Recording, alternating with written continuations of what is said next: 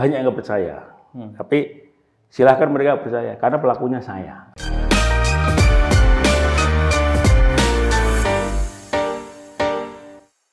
Assalamualaikum warahmatullahi wabarakatuh. Jumpa kembali sahabat Bawaslu. Hari ini adalah hari yang istimewa bagi kami di Bawaslu Kabupaten Batang, karena hari ini kita hadir di desa yang merupakan salah satu desa yang kita deklarasikan atau bareng-bareng kita deklarasikan sebagai desa anti politik uang. Di Kabupaten Batang ada 16 desa yang sudah deklarasi untuk menjadi desa pengawasan dan desa anti politik uang, yang itu didesain atau memang bertujuan untuk terkait dengan pengawasan partisipatif. Jadi kami menyadari di Bawaslu, terutama di Bawaslu Kabupaten Batang, di dalam proses pengawasan pemilu dan pemilihan, Bawaslu satu tidak punya sumber daya yang cukup luas, walaupun ketika ada pemilu itu sumber daya kami sampai di TPS, tetapi itu tetap kami merasa kurang, sehingga pengawasan partisipatif yang melibatkan seluruh unsur masyarakat kami anggap sangat penting. Yang kedua, juga bagian dari tugas Bawaslu berdasarkan mandat kami adalah bagaimana mengembangkan pengawasan partisipatif. Nah, di hadapan saya atau di hadapan kita semua sudah ada Bapak Kades Kemiri Barat, Bapak Ali Muhyiddin Toha. Benar lengkap Pak ya? Alhamdulillah, belum lupa saya Pak. Sehat Bapak? Ya, sehat. Alhamdulillah. Alhamdulillah. Nah, langsung saja Bapak. Jadi ketika kalau nggak salah 9 Desember 2019 kalau nggak salah Desa Kemiri Barat dicanangkan atau dideklarasikan sebagai salah satu desa anti politik uang di Kabupaten Batang, yang kemudian itu memang tadi bertujuan untuk membantu Bawaslu di dalam proses pengawasan pemilu dan pemilihan atau pilkada, terutama di 2024 kemarin. Nah, kira-kira tanggapan Bapak sebagai kepala desa yang juga saat itu mencanangkan atau mendeklarasikan sebagai desa anti politik uang, kira-kira bagaimana Bapak? Ya, terima kasih. Ini suatu hal yang luar biasa bagi kami untuk yang berhubungan dengan Bawaslu, yang berhubungan dengan kegiatan yang ada di Desa Kemiri Barat, terutama tentang desa tidak politik uang. Itu memang betul saat tahun 2019 atau berapa, saya lupa, itu kita juga dapat penghargaan dari Bawaslu. Bawaslu dia tempatkan di desa mana namanya itu salah satu desa di Limpung. Nah, di Kepuh, di Kepuh ya. Itu beberapa desa mendapatkan penghargaan di sana. Jadi itu memang dari awal Pak Wahidin perlu kami sampaikan bahwa sebenarnya dari awal kami mencalonkan kepala desa Kemiri Barat sejak tahun 2007 itu kami mencalon tunggal. Terus di tahun 2013 kita mencalonkan sebagai kepala desa lagi karena memang dikehendaki satu oleh masyarakat Kemiri Barat. Namun karena kami memang keadaan ekonominya pas-pasan, kami memang menyampaikan kami siap untuk maju lagi asal kami tidak ada biaya untuk money politik. Kami sampaikan seperti itu. Saya itu teman-teman dari lembaga desa di tahun 2013, khususnya dari BPD, ya, dari tokoh masyarakat dan dari masyarakat itu alhamdulillah sepakat. Bahkan saat itu masyarakat juga memberikan iuran ke panitia Pilkades. Panitia Pilkades. Alhamdulillah panitia Pilkades Kemiri Barat kan saat itu kan rata-rata pegawai negeri. Jadi tidak menggunakan kesempatan dalam kesempitan. Jadi mereka memang betul-betul ingin agar desanya maju, bagaimana caranya agar nanti kepala desanya tidak banyak beban. Itu yang sampaikan betul. Satu hal Itu karena Kemiri Barat memang sejak dulu dari SDM-nya masyarakat khususnya memang lembaga pendidikan di Kemiri Barat banyak itu salah satunya mungkin mendukung masyarakat untuk berpikiran lebih maju. Nah, saat itu alhamdulillah sukses ya. Kita juga mendapatkan iuran dari masyarakat, dari panitia maksudnya, panitia dapat bantuan dari masyarakat. Panitia juga melaksanakan kegiatan saya itu betul-betul efisien, betul-betul diminimalisir masalah berhubungan dengan peralatan pendanaan terutama ya, itu tobongnya atau kotak apa namanya itu, kotak yang untuk suara itu, suaranya itu juga pinjam ke KPU saat itu. Saya masih ingat, pakaian pun seragamnya mereka pakai seragam yang ada, jadi pakaian kejawen. Jadi betul-betul meminimalisir. Alhamdulillah saya itu singkat cerita bisa terpilih. Kembali. Salah satu dari teman kami juga ada yang mencalonkan. Alhamdulillah kami masih terpilih ya. Padahal saat itu memang jenengan juga tidak mengeluarkan dana untuk serangan fajar atau money politik, berarti saat itu benar-benar tidak ada. Ya, betul. Jadi kami sama sekali tidak mengeluarkan dana untuk biaya di masyarakat, dalam arti kata prosesnya, terus kita itu memberikan transaksi, itu sama sekali tidak. Bahkan saat itu kami sempat sama teman-teman dari luar desa, itu kita mengunggah itu semua di Facebook ya. Banyak yang nggak percaya, tapi silahkan mereka percaya, karena pelakunya saya. Kan seperti itu. Jadi alhamdulillah di tahun 2014 kita juga akhirnya dapat reward ya dari pemerintah kabupaten yang saat ini bisa untuk membangun gedung di depan itu, untuk gedung BPD sama gedung LPMD, itu hasil dari masyarakat ya, karena Kemiri Barat menjadi desa anti politik uang. Terus dilanjut lagi di periode kami ketiga di tahun 2019. Itu sama, cuma di tahun 2019 karena biaya pemerintah cukup banyak, kalau nggak salah sekitar 45 juta atau berapa, itu hanya menggunakan itu. Tidak ada tambahan lagi, itu calon 3, kita juga sama teman-teman calon yang 2 kita juga baik, bareng-bareng kita berjuang untuk Kemiri Barat. Berarti ada kesepakatan, komitmen untuk tidak melakukan money politik lagi ya, di periode. Nah, betul, saat itu kita komitmen bareng-bareng, ayo kita maju siapapun yang jadi, itu nanti kita saling membantu itu. Jadi di tahun 2019 juga sama sekali kami tidak mengeluarkan biaya untuk untuk transaksional atau serangan fajar ya, itu sama sekali kami tidak ada. Kalau di rumah wujudnya diwujudkan dengan penandatanganan fakta integritas atau hanya kesepakatan panitia dan antar calon saja secara non formal gitu Pak? Oh iya, perlu kami sampaikan saat itu sebelum pelaksanaan, beberapa hari sebelum pelaksanaan, memang dari pemerintah kabupaten itu ada inisiasi ya. Inisiasi dikumpulkan di kecamatan, siapa-siapa desa yang siap untuk tidak politik uang. Ada beberapa desa kami lupa yang yang siap, dan itu juga ada fakta integritasnya. Dari sana fakta integritas, semua calon dikumpulkan, yang siap siapa, yang nggak siap juga ada masalah gitu saat itu.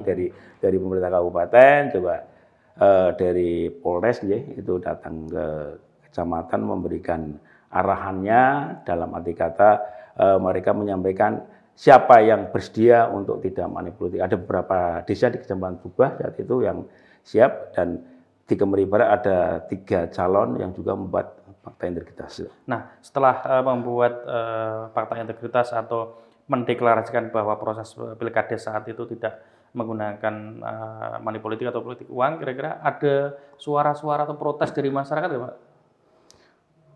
Kalau protes kelihatannya tidak ada ya. Cuman bahasanya mereka itu di lapangan kan melihatnya desa lainnya. Membandingkan desa lainnya. Jadi kesan teman di grassroots ya, di masyarakat itu, kalau di desa lain itu ya masa pilkada itu panen. Tapi kalau Kemiri Barat enggak. Tapi mereka bukan bukan mereka itu menghina, bukan, tapi mereka itu ada unsur bangganya juga sih sebagai masyarakat seperti itu. Justru bangga karena bisa melaksanakan pilkades tanpa money politik. Bahkan itu sudah ke berapa kali gitu Pak ya. Betul. Nah, terkait dengan ketika proses pilkades seperti itu dan kemudian dilihat oleh pemerintah kabupaten, Bawaslu, kemudian dicanangkan sebagai desa anti politik uang untuk terkait dengan proses pemilu di 2024, kira-kira tanggapan saat itu kira-kira bagaimana Pak? Atau jenengan? Maksudnya ini kan berusaha apa yang sudah baik dilaksanakan di proses pilkades, kemudian kan ini juga upaya dari Bawaslu bagaimana kemudian meminimalisir money politik. Ternyata ada loh masyarakat Batang, dan juga setahu saya juga tidak hanya di Kemiri Barat, ada di Kepuh, ada di beberapa juga komitmen untuk terkait dengan itu. Nah ini kan juga kita melihat, ini kan sudah ada tradisi baik di masyarakat untuk dalam proses kontestasi itu tidak harus menggunakan politik uang. Nah ini makanya kemudian Bawaslu mendorong adanya deklarasi anti politik uang di Kemiri Barat. Nah, sebenarnya ketika didorong untuk melakukan deklarasi atau setelah deklarasi itu dari Kemiri Barat, apakah karena memang ini sudah tradisi ya baik begitu, atau bahkan wah ini justru jadi beban ini. Kalau pilkades oke, tapi kalau pemilu, pilkada itu kan juga akan melibatkan dari luar kan, calon juga dari luar, artinya dari luar desa dan sebagainya. Kira-kira tanggapan Bapak bagaimana Pak terkait? Ya, terima kasih. Jadi dari kami ya, khususnya pribadi kami, khususnya di Kemiri Barat, kami harapannya untuk yang akan datang juga di Kemiri Barat masih bisa kami pertahankan. Cuma satu hal yang perlu kami sampaikan, itu juga tergantung figur, Pak. Figur calonnya sendiri nomor satu. Figur calon, masyarakat, dan lembaga desa yang ada. Jadi kalau calonnya itu setengah-setengah, ragu, karena nanti di lapangan itu pasti banyak gangguan ya. Nah, kalau bahasa Jawanya itu menjelang hari H itu saling panas-panasan. Itu calon kepala desa itu kuat apa enggak gitu loh. Dikompori masyarakat itu. Atau jago-jagonya. Itu jago-jagonya juga seperti itulah, makanya itu. Atau tim kampanyenya. Betul ya. Itu faktornya juga satu hal yang perlu diingat, itu adalah kepala desa itu sendiri sebetulnya. Pertama, kepala desa, terus didukung oleh masyarakat tentunya ya, terus lembaga desa. Lembaga desa tidak menggunakan kesempatan dalam kesempitan. Dan alhamdulillah Kemiri Barat tidak menggunakan kesempatan dalam kesempitan sampai kita yang ketiga prodi ini itu juga tidak ada permasalahan. Dan kita berharap kegiatan pilkades tidak money politik ini tidak hanya pilkades harapan kami ya, bisa sampai ke pileg, ke pilbub, sampai ke barangkali pilihan-pilihan yang lainnya. Itu harapan. Karena apa? Karena yang jelas dengan adanya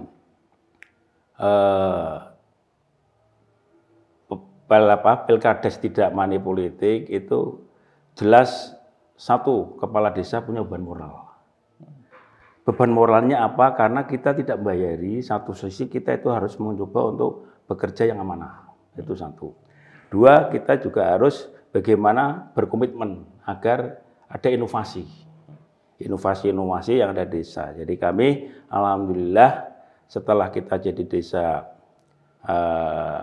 tidak politik uang, outputnya apa? Outputnya alhamdulillah di Kemiri Barat tahun 2022 dan 2023 juga dicanangkan menjadi desa percontohan anti korupsi.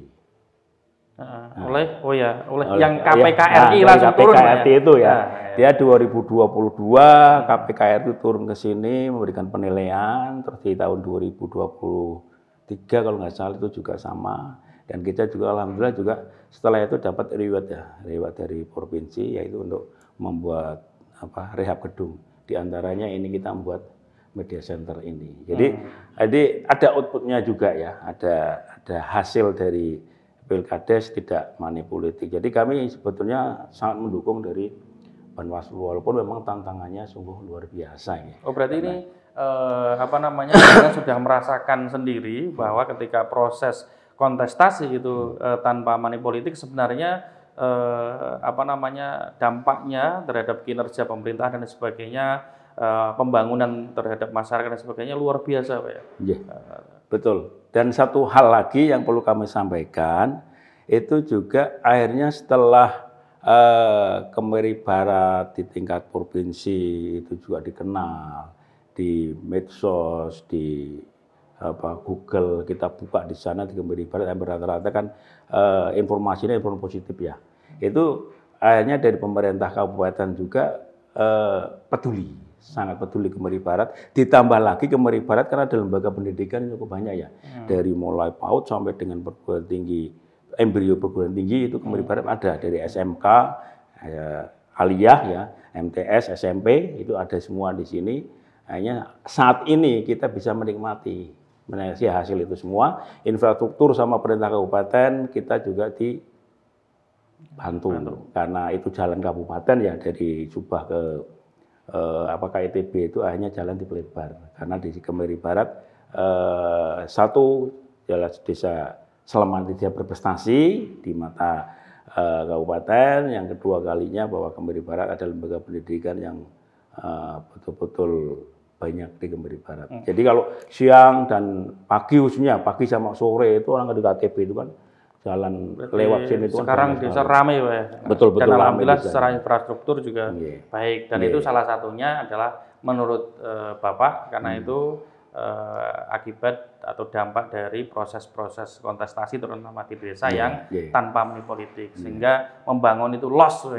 Ya, satu lagi perlu kami sampaikan, termasuk diantara untuk pembayaran pajak masyarakat kan juga tepat waktu. Dalam arti kata tepat waktu di sini mereka itu tidak ada pemikiran curiga sama pemerintah desa dipakai. Nanti dikorupsi atau apa. Itu alhamdulillah kita kan sejak awal, sejak 2008 kita selalu lunas sampai sekarang. Bahkan masyarakat kebetulan untuk membangun masjid itu kan hampir 99% ya. Itu masyarakat semua bangun. Habis sekarang udah habis 3,5 M itu kan.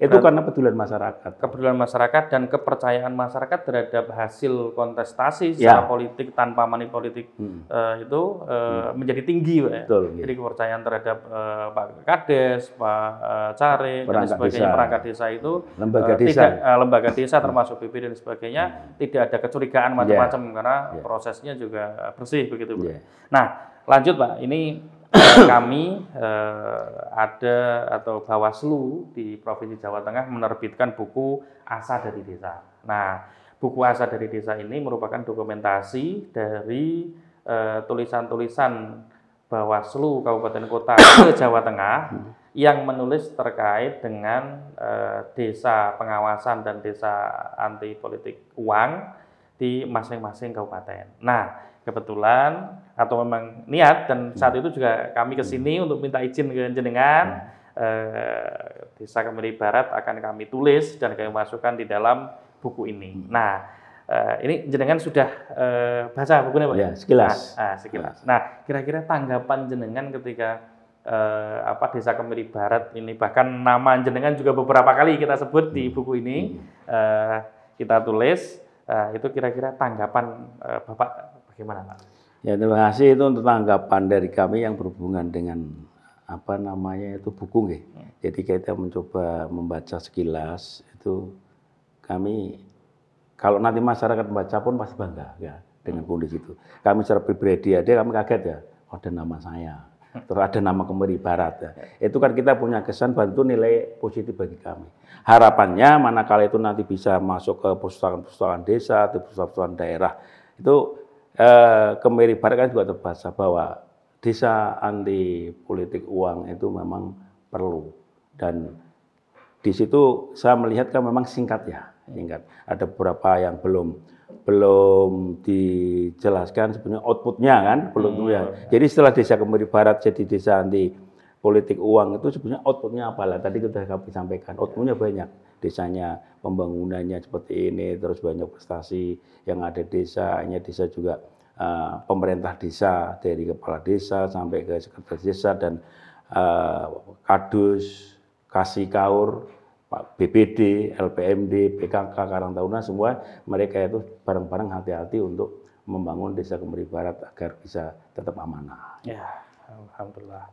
Berarti apa ya paling tidak tulisan ini juga diharapkan juga menjadi kebanggaan bagi Kemiri Barat, bagi warganya ketika oh ternyata didokumentasikan di dalam buku. Betul. Gitu. Nah ini juga rencananya nanti kita serahkan di Kemiri Barat masih ada perpustakaan desa, Pak ya? Masih ada. Nah ini nanti yang kita serahkan ke jenengan buku itu, kami niatnya menyerahkan ke perpustakaan desa, sehingga ini menjadi tambahan bahan literasi atau buku yang bisa dibaca oleh masyarakat. Karena kami tahu juga perpustakaan Desa Kemiri Barat salah satu perpustakaan yang juga akses dari masyarakat, dari pelajar yang ada di Desa Kemiri Barat cukup bagus. Harapannya ketika mereka tahu ada buku yang juga menceritakan Kemiri Barat terkait dengan desa anti politik uang, saya kira ke depan semoga menjadi manfaat begitu, Pak. Satu hal bisa nambahin. Ya. Tahun 2014 kita juga ada kedatangan NGO ya. Dari mana itu kalau saya dari luar negeri, Angela itu survei tentang proses demokrasi di ASEAN kalau nggak Asia Tenggara.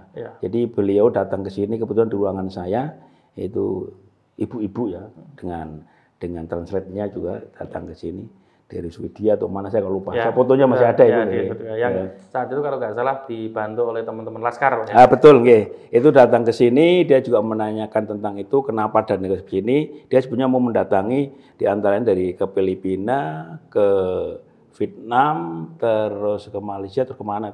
Terus larinya itu akhirnya dia tertariknya ke Indonesia. Di Indonesia beliau tuh lihat-lihat referensi, di Jawa Tengah. Di Jawa Tengah larinya ke Kabupaten Batang, Kecamatan Subah, maksudnya Kemiri Barat. Jadi beliau datang ke sini saat itu sebelumnya dia sudah survei ke masyarakat ternyata.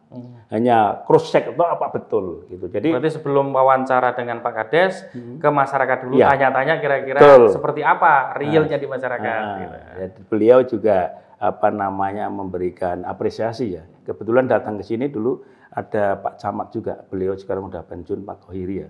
Pak Tohiri yang mendampingi kami di sini. Itu di antara tambahan dari kami.